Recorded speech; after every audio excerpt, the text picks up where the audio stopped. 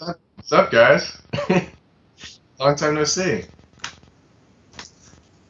Oh man. So, you got some questions for me, I hear. Um, okay. So, I guess a lot of you guys are probably curious. How many of you are thinking about working in the student environment as an assistant or an engineer? All of you, I would assume, or yeah, kind of. Not. Are you some of you just not sure yet, or do you have other things in mind? Like, that was to you, I guess, who kind of wobbled your hand.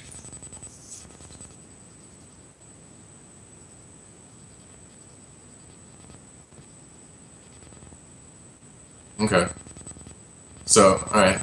Yeah, well, all of that is in the same universe. I think if you consider what a job interview is like in the sound industry, it's nothing like anything else I've encountered. A lot of the times they're feeling you out just as much as you're feeling them out. And so if you start work for them, it's going to be kind of you're just, you're just there showing them what you can do, helping out around the studio. So I can kind of describe how it happened for me. You guys know Avatar Studios, right?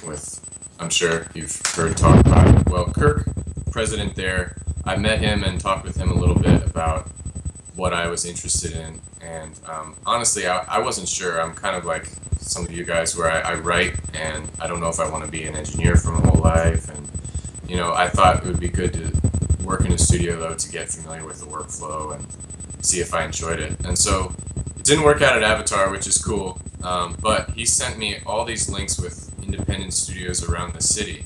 And so when I graduated, I just emailed all of them, was ready to start calling them as well, just to kind of bother them, because chances are they're going to read your email, but they're going to forget about it because they're just busy, it's nothing personal.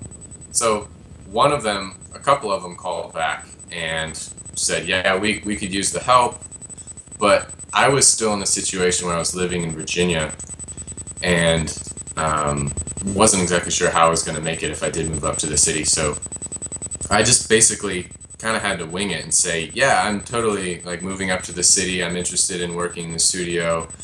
Here's my timeline. And thankfully I had a job as a barista at the time in Virginia. And then when I moved up to New York, I just found a thing on Craigslist for barista that helped support me while I was working at the studio. And you're going to find, like, if you move to a city, it's going to be to your best interest to have a backup plan, or maybe like some family in the area. I happen to have some cousins who live nearby that were helpful when I first moved. So yeah. And then the interview itself, I mean, it's so low key where I work. It's a great studio. It's called Cowboy Technical Services. But really, he was just feeling me out as a person. There's no way I can prove that I know a lot as an engineer, even if I have a degree in music production. So it was totally on my volition to move to the city, kind of wing it and say, yeah, I can show up and help with this session. I don't think I knew quite as much as they thought I did, because he would say things like, oh, I thought Mario, the other engineer, showed you how to work the patch bay. And I'd be like, oh, yeah, he showed me, but I kind of need some hands-on time with it. And, they were cool about it. But they just called me in, continued to call me in as an assistant. And I just tried to learn and soak up as much as I could. But yeah, the interview process, it really depends. Even when I went to Avatar and talked with Kirk, it wasn't so much of an interview as it was just feeling each other out. And it turned out our interests were a little bit different. A lot of the studios, even really good studios, there's another one called Mission Sound that my roommate works for. And that one has a lot of big name acts that you would know coming in every single day. But even when my roommate got a position as an assistant there, the guy only knew Kyle, my roommate, through somebody else. It's not like he had seen him work in a studio firsthand. So that kind of just shows you, like, networking is very important too. And so when you move to the city, even if you don't have a job in a studio right away, if you're meeting people in the industry, it's almost as good as working in the studio because your name gets kind of tossed around. So yeah, that's kind of that. Any questions about that? If that, I don't know if that was any clear as mud.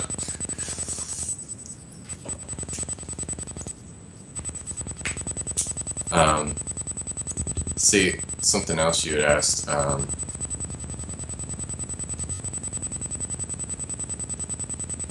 I guess working at this particular studio, you kind of have to just have blind faith that you're using your time in a valuable way. Because when I first moved here, it was like a good 3 or 4 weeks before I was even called in to work at the studio. And I was like kind of freaking out, like, oh man, like, do they even want me here? Like, I moved 5 states away. Like, I grew up in Virginia my entire life, and I just transplanted. I'm not getting any calls. But the truth is, like, sometimes at a studio you'll get 5 sessions in a week, and sometimes there won't be a session for 2 weeks if it's like a smaller independent studio. You just have to be flexible, and ideally you have a little bit of savings. If not, you live on ramen noodles, and I've had my share of ramen noodles. I don't say that to scare you guys, but like, you kind of just have to know that you're here for a reason, and believe that, even if you're not sure what that reason is. Also, living in New York City, there's plenty of things outside of studio life that are encouraging. You know, when you're kind of down about your career, it's just a great place to be in general. You know, if you get kind of low about employment, you can kind of just, you know, walk around the corner to a cafe and hang out there for a while, kind of forget about it, and then you get revitalized. The next day you're ready to go at it again. So that's kind of my kind of mindset about Cowboy. Lately, and I think you asked this, I have been getting more gigs as an assistant and independently bringing in people at the studio. So pretty much I worked there as an intern for a while, and now I'm a freelance engineer. So I can bring in acts of my own, and I can kind of go into that question now. But when you're working as a freelance engineer at a studio, thankfully I'm familiar with this studio, so the biggest thing to keep in mind bringing in your own acts is to just be as familiar as possible with the signal flow. Because problems are going to arise that you can't foresee, and something's not going to work, or the reverb in their headphones when they're singing vocals isn't going to be right, so you're going to have to change it, and you have to know kind of how to jump back and forth. And that's why working in a studio as an assistant or an intern isn't just a good thing, but a necessary thing to familiarize yourself, especially right out of school.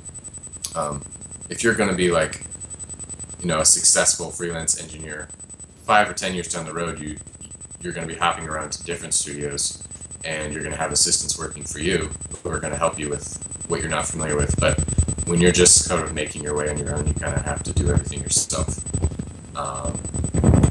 So that's that. You kind of have to be humble too when you're bringing in your own groups. It might start with bands that you don't really care about their music, you know, in kind of an art sort of way. You're not really into their genre or what they have to say, but pretty much any genre can teach you something. I just brought in a guy the other week who sang pretty much karaoke vocals on top of a Coldplay track. You know, and it's probably not even legal, but me as the engineer, I don't have that liability. I just wanted to practice. So it was cool just being able to do vocals there, and I brought it home and mixed it here myself with my own rig, because it's cheaper than working from the studio. Are you guys familiar with how working as a freelance engineer really works in the studio as far as like pay goes? Yeah, so what I've kind of had to learn is, if you have an in with a studio like I have an in at Cowboy, then when you bring in an act, pretty much you're going to pay the studio to work there as an engineer. And if you want, and hopefully you can, you charge the artist above the studio rate. So you pay the studio such and such amount of money, and then you get paid the extra amount that you're charging the artist. So if the studio rate is $300 or $400 a day, which is kind of cheap for here, then you might charge them $500 or $600. But if you're just starting out like me, you know, you may charge them nothing above the studio rate, just to get the experience and bring people in, and get your name out there. I know my roommate who now works at Mission Sound started doing that. His first couple bands he didn't make any money with. You know, probably spent 2 or 3 weeks of his life doing nothing but that. Didn't make any money off of it. But as a result, his name got around as an engineer. They come back to the studio and pay more money because they like my roommate as an engineer. And then my engineer's just getting paid, and that's kind of just, you know, kind of how it works. Yeah, not a get-rich-quick scheme, that's for sure. But yeah. Any questions about that?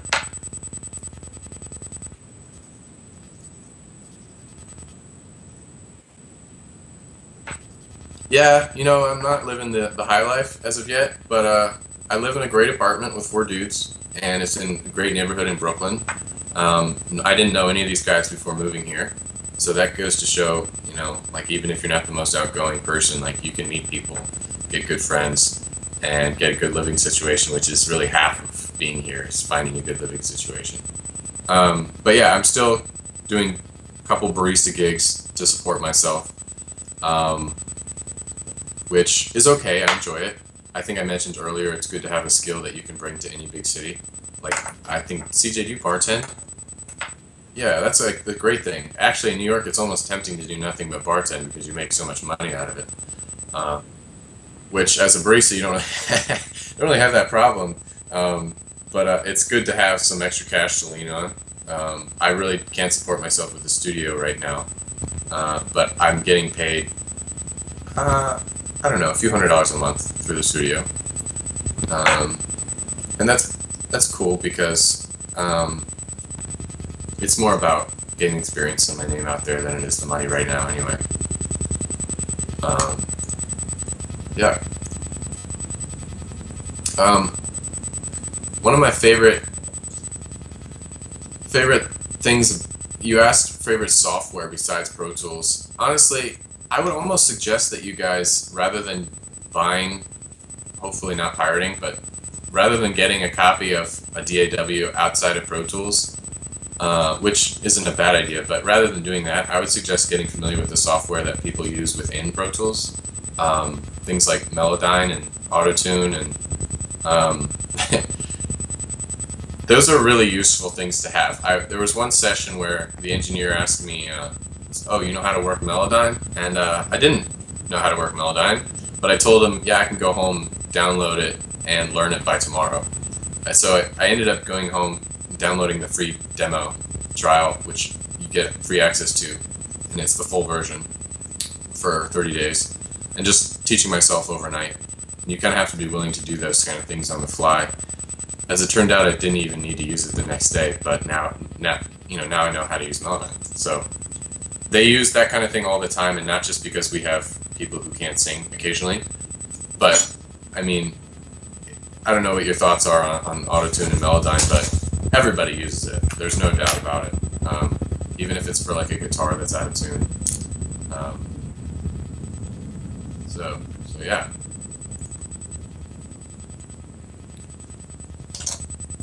What are you?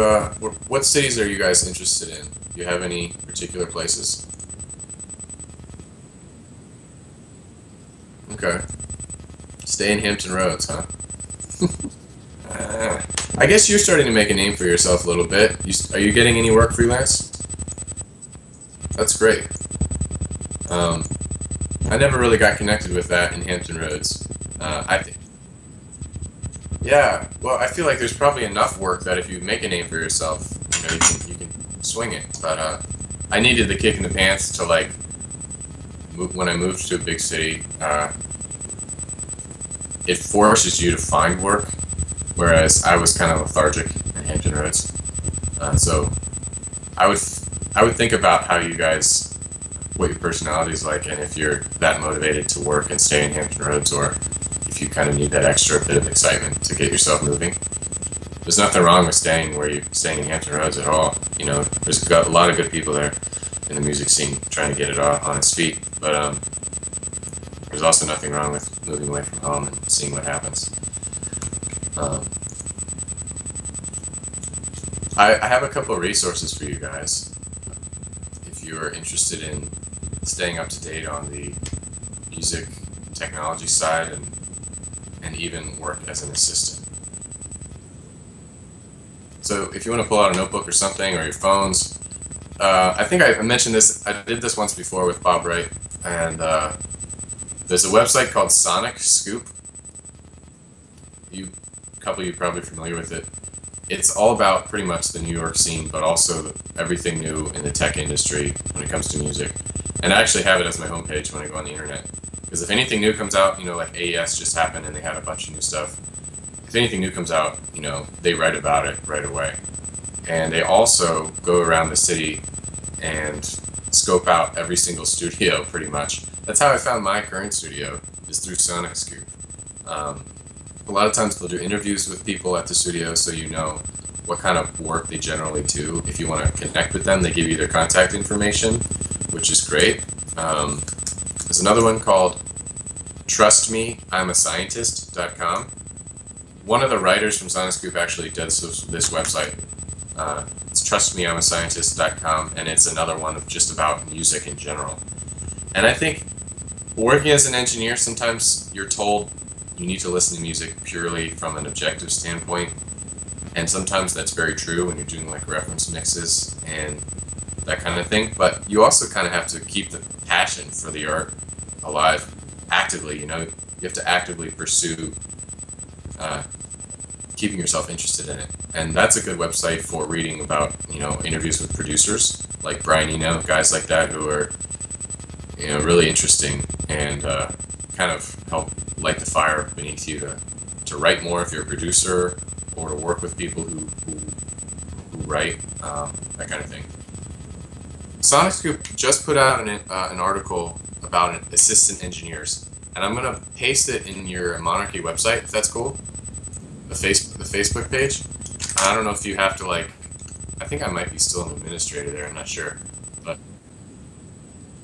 let me see. It's actually a perfect article for you guys. It just talks about like life as an engineer assisting, and kind of the attitude to have, and you know, things like basic things like be early, come on time if not early, work when you're not working, you know, work at home. Kind of one of the unspoken rules here is that you try to perfect your craft when you're not at the studio, so that when you're at the studio you're ready to go. I just posted that on the page. I'm not sure if you can see it yet, but definitely check that out, guys. I guess I can talk about sort of being in the studio in general. Let's see, I had a couple notes here.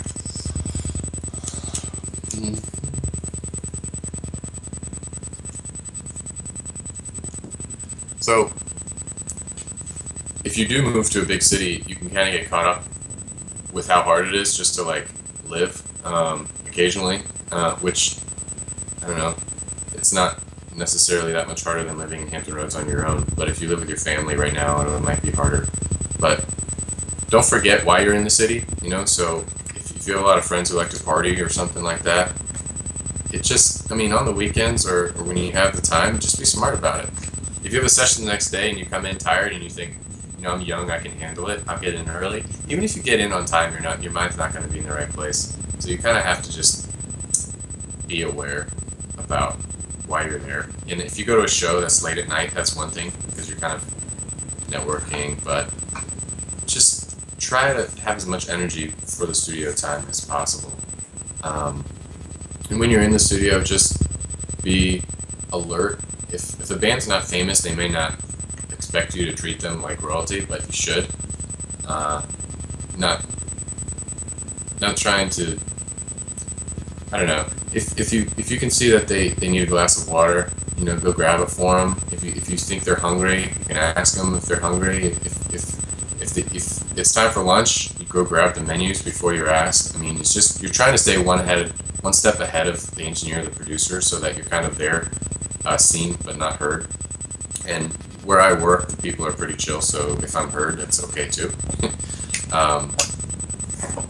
Also, if you're in the studio, whatever kind of music, it's generally not a good idea to compare their music to another band. even if it's a great band, because they're probably paying through the nose to be in there, unless the label is paying for them, and they don't want to hear that they're, oh, that sounds just like you too. They want to hear that's such an awesome sound, I never heard it before, or, that kind of thing. Also, if you make a mistake, which you will in the studio, I remember my first session when I was there, I felt like I was ready to go. I was on top of things. I got there on time, but I was nervous underneath all of that, really nervous. And I remember that it was time for lunch, and I ran out, got lunch in like 5 minutes, came back, and then the guy who was playing drums didn't want to get up for his sandwich, so I kind of like tossed it to him across the room, and it was a really bad idea. And it almost knocked the overhead microphone over, and everyone kind of looked at each other like that was really awkward. I was feeling really awkward. And then, the singer needed water, and I like rushed in and almost tripped over myself with the water. And I mean, remember that they're human, but also remember that they've probably worked their bums off to be where they are as musicians, and so you should respect them. And that being said, if you do make mistakes, you're probably not getting paid that much, so don't dwell on your mistakes that much. If you're getting paid $100,000 as a producer to work on a project and you forget to back it up on the hard drive, that's a huge mistake and you should worry about it. But if you spill a drink on the floor by accident and you're getting paid $50 a day, that's not a big deal. That kind of thing, So just try to keep things in perspective. It can be hard to when you're in the studio, though, because some producers are really anal, and they will seemingly be unreasonable when you make a mistake or don't think 2 steps ahead of them. So take cues. Generally, there'll be a guy above you who's also below the producer in rank, sort of. So if the engineer above you isn't talking, you probably shouldn't be saying anything either. There was one session, I mentioned this before, but it's kind of awkward because the guy wasn't that great of a player. The producer was kind of thinking about the session and which way it should go. It was kind of an intense moment, and I was just sitting next to the engineer and just like, so what are we doing right now? Because we were just sitting there was just silence, nothing going on. And the engineer just kind of laughed and sort of told me to be quiet because the producer oftentimes when he's not saying anything is thinking about the session and which way they should take it. So there's a lot going on behind the scenes at all times in the studio. It's kind of a dance, a really awesome dance with loud music. Yeah. So yeah, just another thing, you're probably not going to work with a producer. If you do work at a traditional like workspace rock and roll type of studio, probably not going to work with a producer right away. You might work with an engineer, or with an engineer and also with a producer, because they want to know that you're going to be helpful and not in the way, which totally makes sense. So don't be discouraged if the only gig you can get is working at a small independent studio. Chances are you're not going to be signing any papers, so you can leave whenever you want if you want to go for another job.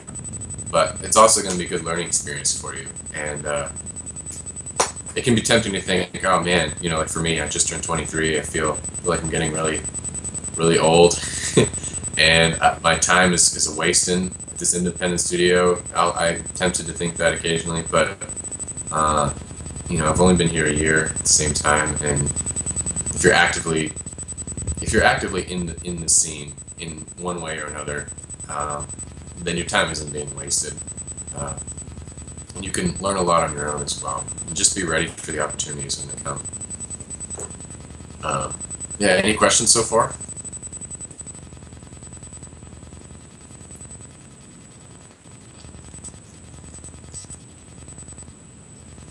Alright. Looking over the other things you asked. Favorite outboard gear? I mean, pretty much every good studio has the same kind of gear. I mean, there'll be occasionally like a couple of good pieces you can't find anywhere else, but Focusrite has great preamps. Distressor is a really good compressor for acoustic guitar. I do a lot of that kind of folky stuff, and Distressor is kind of transparent, but also like adds a little bit of little bit of grunge and a lot of air, I think. You know, we use it on like the Wurlitzer keyboards as well. And the H3000 is probably one of the best reverbs. I don't know if Adam or any of you guys are familiar with that one. Yeah, but it's basically, it's a whole computer that you select a reverb and the whole computer works the reverb. So it sure sounds a heck of a lot better than Deverb on Pro Tools. Yeah, so there's just hundreds of presets on there that you can experiment with. And also, one of the things that I've learned working with an analog board and just a board in general is, you know, don't always think that stuff has to be in stereo, especially reverb. One of the best things to do in mixing is to create the sound of an acoustic space. If it's like a band playing and you want it to sound like a group of people together, it's not always going to be appropriate to add a stereo reverb that affects both the left and right channels real wide. A lot of times you need space forward and backwards as well, and that you can kind of manipulate mono reverb and delays to create that illusion. So keep that in mind even when you're working in Pro Tools in a DAW. I always thought, you know, it sounded cooler when I added stereo reverb to my stuff, but it didn't always create the space you want, you know? It's pretty linear. Yeah.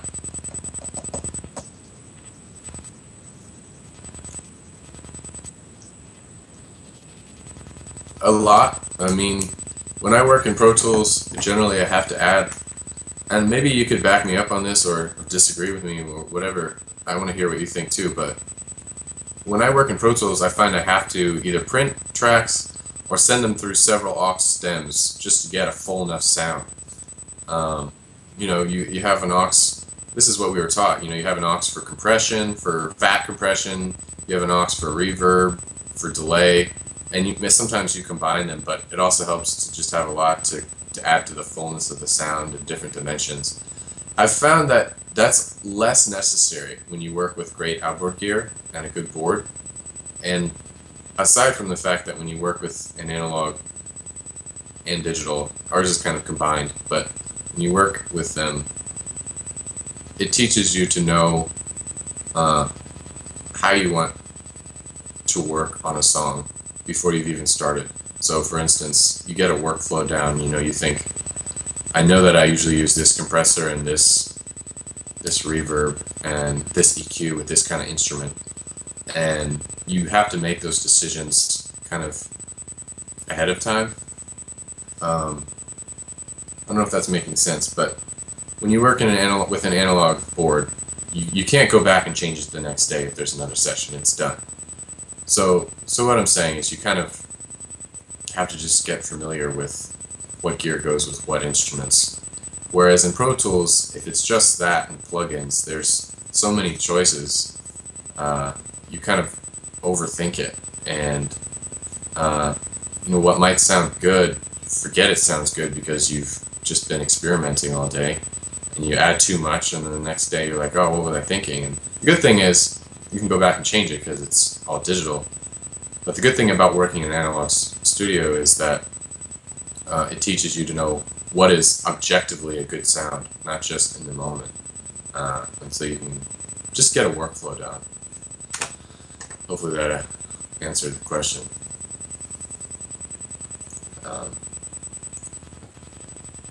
Yeah.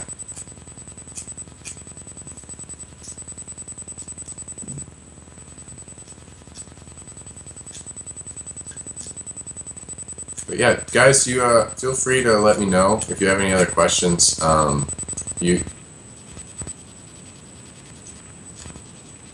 kind of went back and forth over different things. I mean, job interview, I kind of went over that. What should be on your resume? Again, like, personally, I don't even know if he looked at my resume.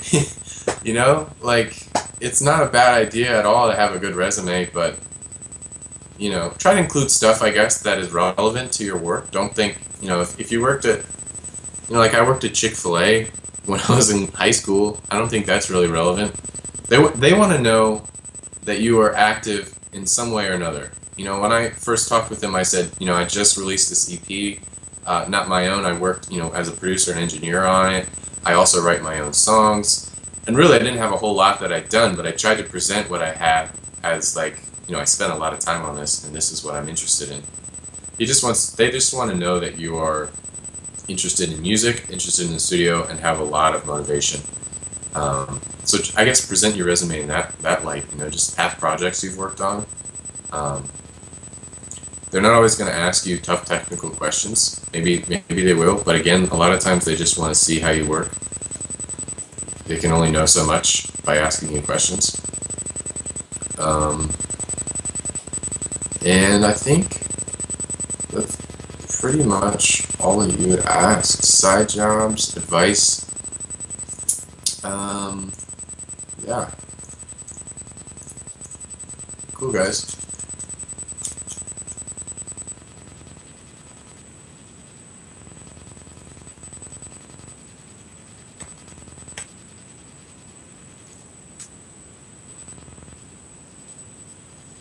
Alright, man. Yeah, again, any of you guys feel free to contact me.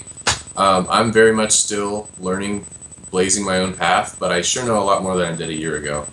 And it wasn't that I was misguided, it was just that, you don't know much when you first come to the city looking for work. And again, the best way I can describe this industry is it's like a dance. You just have to learn people, learn how they like to work, and then work that way. And then also, I think, as the last thing, if any of you guys play music, I would suggest playing shows, doing open mics, doing DJ sets, or going to as many as you can. Because while you might not meet a lot of people who can help you,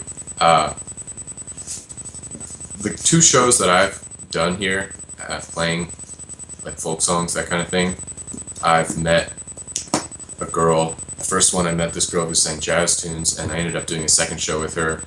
And then I ended up giving her my card at the first show, and now, 4 or 5 months later, she's interested in coming into the studio to work. And it's kind of like, if I had just gone up to her and said, before even playing music at the show, and said, hey, I'm interested in working with you in the studio, she doesn't know me. I've heard her music online, but she doesn't know how I work, she doesn't know anything about the studio. And now that I've kind of built up a relationship, it's like, oh, this is how this guy is, this is how he works. Maybe we can come and experiment, and then go from there. And that's just kind of how gigs work at the studio, until you have a big name and people come to you on your own.